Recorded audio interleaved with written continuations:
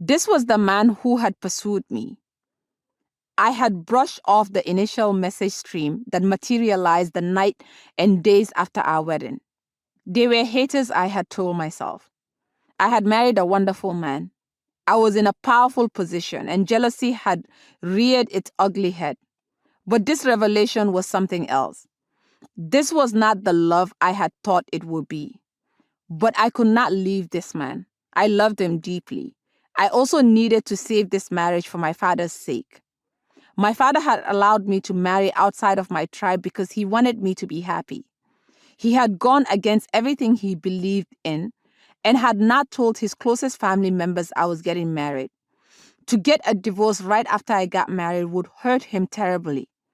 I would try everything to make this marriage work, and I did. George never took accountability for his actions. He never reassured me I was his one and only. Instead, he blamed me for listening to my childhood friend. He blamed me for believing her words. Slowly, he erased our pictures from his social media accounts. After just 3 months of marriage, our conversations turned sour. And he announced he would return to the United Kingdom for a few months to let things settle. I thought I would never see him again. A month after his departure, I returned to the United States to dig into work. Soon after I arrived, I heard that George wanted a divorce. My heart sank. But talk of a divorce changed things for us. We started talking again, and this reignited the flame. It was as if nothing terrible had ever happened. We were like two kids in love all over again. He had me under his spell. And the next thing I knew, I booked a flight to Scotland to see him. I avoided confrontation as much as possible.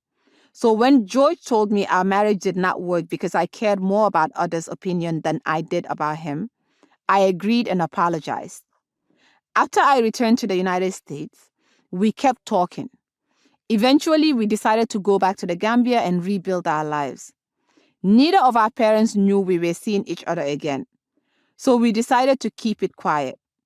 That did not last long. Our families discovered we were back together, and my father encouraged us to take our commitment more seriously. George and I took a trip to Senegal to enjoy time together. However, his actions made me feel that I was not enough for him.